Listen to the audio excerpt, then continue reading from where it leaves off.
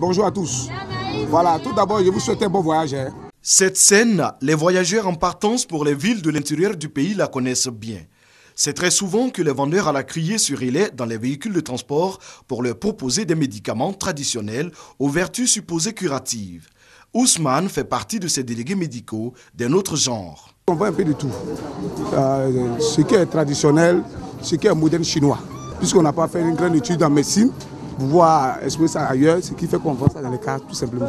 L'hémorroïde, la carie dentaire, tous les maux trouvent leur remède avec ces commerçants. Des médicaments appréciés diversement par les consommateurs. Il y a des fois ça nous fait du bien. Mais il y a des fois aussi, les paroles aussi qu'on entend, on prend aussi, ça fait rien. La pâte qu'ils vendent, c'est très bon parce que j'avais des problèmes de dents.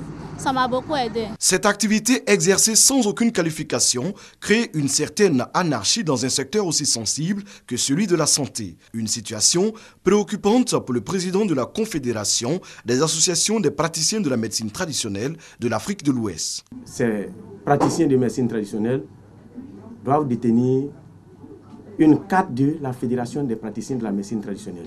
Celui qui se promène avec les médicaments de grâce, qu'ils aient une autorisation avant d'aller sur les lieux.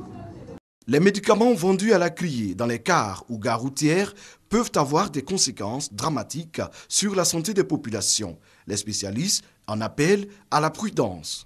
Cette décoction, il y a plusieurs substances qui sont dedans. Et donc ces substances-là sont nocives pour notre organisme, ça peut avoir un impact sur notre foie. La seule manière de pouvoir se soigner, c'est à l'hôpital, à la pharmacie. La vente à la criée de médicaments est une pratique non conventionnelle. Elle est interdite par l'État de Côte d'Ivoire. Les contrevenants s'exposent à la rigueur de la loi. Les utilisateurs, quant à eux, doivent se référer à des spécialistes de la médecine traditionnelle en cas de besoin.